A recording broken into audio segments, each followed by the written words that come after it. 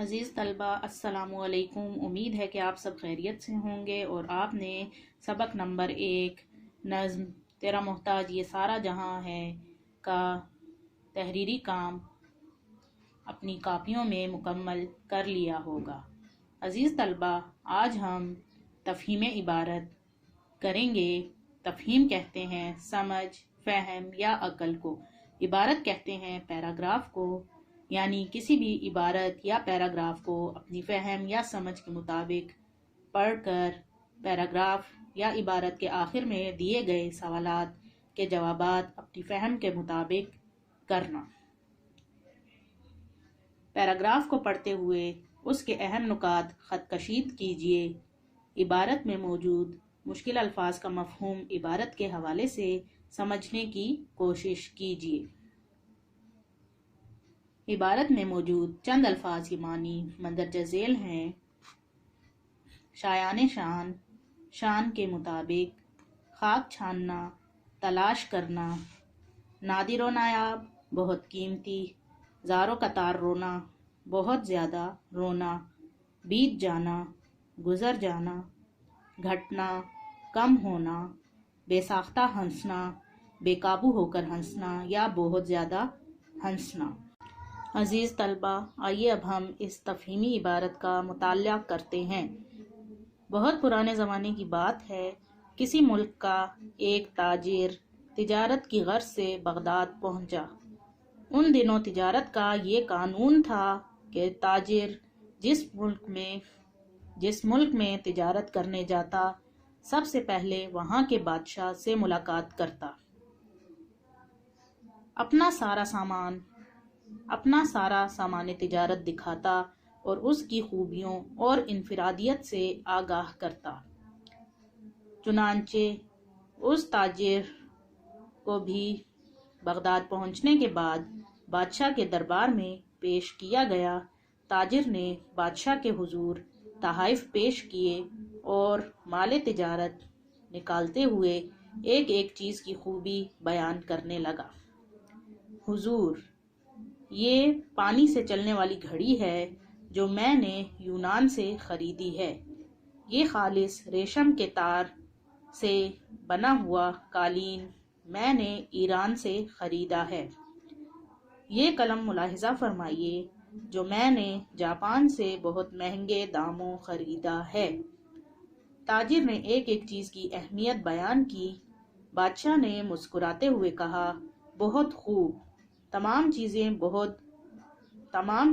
بہت عمدہ نایاب ہیں جو تم نے ایران، یونان اور جاپان سے خریدی ہیں، لیکن یہ تو بتاؤ کہ تمہیں ہندوستان میں ہمارے شایان شان کوئی چیز نظر آئی؟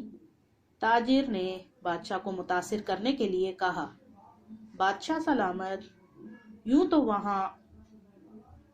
تو وہاں پر آپ کے شایان شان بہت سی چیزیں تھیں، لیکن جو چیز مجھے پسند آئی اس کو حاصل کرنے کے لیے مجھے کچھ عرصہ وہاں قیام کرنا پڑتا، جبکہ میرے پاس صرف 2 دن کا وقت تھا، اس لیے میں وہ نہیں لا سکا۔ بادشاہ نے کہا، بھلا وہ کیا چیز تھی؟ تاجر بولا، جناب، وہ ایک موتی ہے اور اس کی خوبی یہ ہے کہ وہ دوسروں کو بانٹنے سے بڑھتا ہے، اس کو کوئی چرا بھی نہیں سکتا اور اس موتی سے بہت سے زیور بھی بنا کر پہنے جا سکتے ہیں۔ بادشاہ تاجر کی اس بات سے بہت متاثر ہوا اور کہنے لگا، میں اسے ضرور حاصل کرنا چاہتا ہوں۔ اس نے فوراً اپنے ایک خاص وزیر کو ماں سامان و سواری ہدایت کے ساتھ رخصت کیا کہ اب وہ موتی لے کر ہی لوٹے۔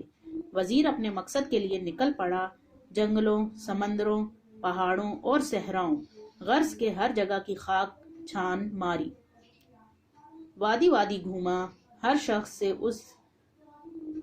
سے اس نادر و نایاب موتی کے بارے میں پوچھا، مگر سب نے یہی کہا کہ ایسا کوئی موتی نہیں جو چوری نہ ہو سکے۔ لوگ اس کی بات سن کر ہنستے۔ آخرکار اس نے واپسی کا ارادہ کر لیا۔ وہ اپنی ناکامی پر زار و قطار روتا جنگل سے گزر رہا تھا۔ رات خاصی بیت چکی تھی اور وہ تھک بھی گیا تھا۔ ایک درخت کے پاس آرام کے ارادے سے لیٹا ہی تھا کہ اسی لمحے ایک روشنی اپنی جانب بڑھتی ہوئی نظر آئی۔ پہلے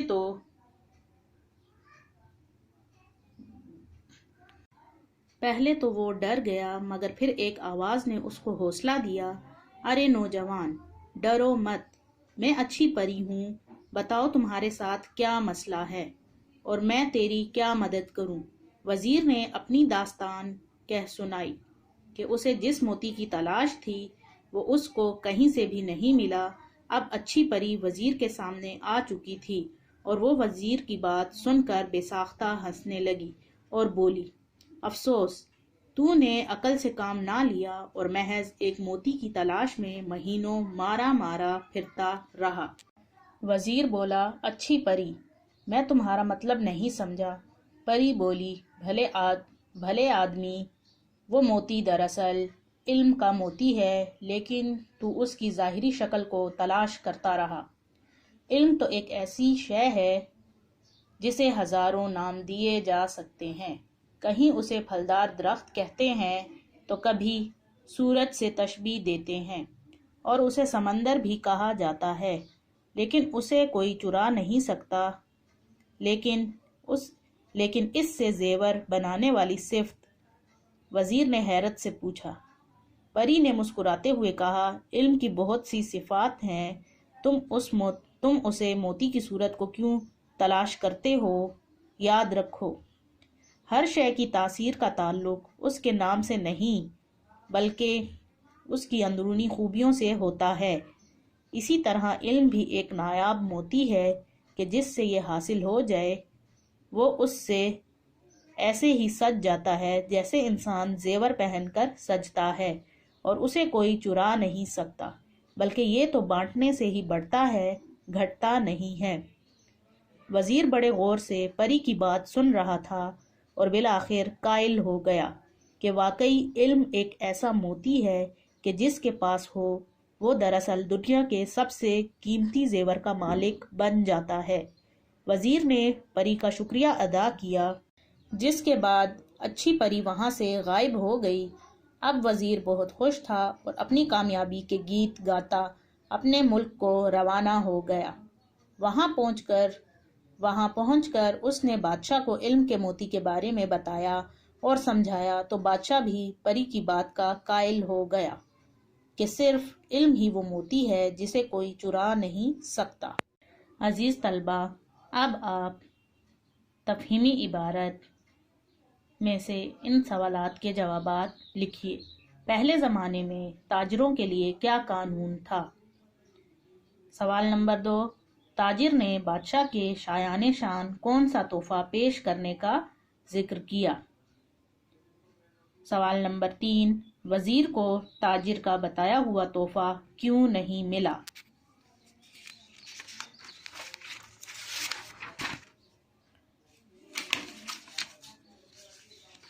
سوال نمبر 4، علم کو کن کن چیزوں سے تشبیہ دی جاتی ہے اور کیوں؟ تشبیہ۔ عزیز طلبہ، تشبیہ کہتے ہیں کسی چیز کو کسی خاصیت کی وجہ سے دوسری چیز جیسا کہنا۔ جیسا کہ مثال دی گئی ہے، حضرت علی رضی اللہ تعالی عنہ شیر کی طرح بہادر تھے، یعنی حضرت علی رضی اللہ تعالی عنہ کو شیر سے تشبیہ دی گئی ہے کہ جس طرح شیر بہادر ہوتا ہے اسی طرح آپ رضی اللہ تعالی عنہ بھی بہادر تھے۔ علی شاہین سا پھرتیلا ہے، علی کو شاہین سے تشبیہ دی گئی ہے۔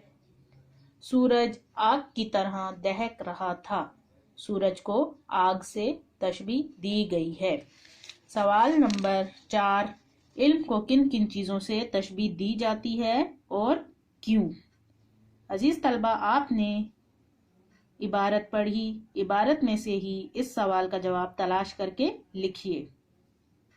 سوال نمبر 5، پیراگراف کا مناسب عنوان تجویز کیجیے، یعنی یہ جو عبارت ابھی آپ نے پڑھی اس عبارت کو کوئی بھی نام دیں۔ سوال نمبر 6، عبارت میں سے 3 مرکب الفاظ تلاش کر کے انہیں جملوں میں استعمال کیجیے۔ مرکب الفاظ: مرکب 2 یا 2 سے زیادہ کلموں یا لفظوں کا مجموعہ ہوتا ہے، اور ایسے الفاظ کہ جو بامعنی ہوں، یعنی جن کا کوئی مطلب بھی ہو، جیسا کہ اسکول جاؤ، میری کتاب، نادر و نایاب۔ کوئی سے 3 مرکب الفاظ عبارت میں سے ڈھونڈ کر لکھیے اور ان تینوں کے جملے بنائیے۔ سوال نمبر 7، درج ذیل الفاظ کے متضاد لکھیے۔ خوبی، گھٹنا۔ عزیز طلبہ، متضاد الٹ معنی رکھنے والے الفاظ کو کہتے ہیں۔ سوال نمبر 8، عبارت میں سے کوئی ایک سابقہ اور کوئی ایک لاحقہ تلاش کر کے انہیں الگ الگ جملوں میں استعمال کیجیے۔ سابقہ: اصل لفظ سے پہلے لفظ لگا کر نیا لفظ بنانا سابقہ کہلاتا ہے۔ جیسا کہ لفظ لائق ہے، لائق سے پہلے ہم نا لگا دیں تو یہ نیا لفظ بن جاتا ہے نا لائق۔ اسی طرح لفظ تعریف کے ساتھ اگر ہم قابل لکھ دیں تو یہ نیا لفظ قابل تعریف بن جاتا ہے۔ بالکل اسی طرح خود غرض اور خوبصورت لفظ ہے۔ لاحقہ: اصل لفظ کے بعد لفظ لگا کر نیا لفظ بنانا لاحقہ کہلاتا ہے۔ جیسا کہ لفظ مہمان ہے، اس کے بعد اگر ہم نواز لگا دیں تو یہ ایک نیا لفظ بن جاتا ہے، مہمان نواز۔ اسی طرح انصاف پسند اور صاف گو لاحقے ہیں۔ عزیز طلبہ، اب آپ عبارت میں سے ایک سابقہ اور لاحقہ تلاش کر کے انہیں الگ الگ جملوں میں استعمال کیجیے۔ سوال نمبر 9، عبارت کو پڑھ کر اس کا مرکزی خیال لکھیے۔ جیسا کہ آپ کو میں نے بتایا تھا کہ مرکزی خیال کسی مصنف یا شاعر کی لکھی ہوئی تحریر کا اہم نقطہ یا خیال ہوتا ہے۔ مرکزی خیال 2 سے 3 سطور پر مشتمل ہوتا ہے۔ عزیز طلبہ، اس پیراگراف کا اہم نقطہ کیا ہے؟ 2 سے 3 جملوں میں بیان کیجیے۔ سوال نمبر 10، عبارت کو پڑھ کر مختصر طور پر اپنے الفاظ میں لکھیے۔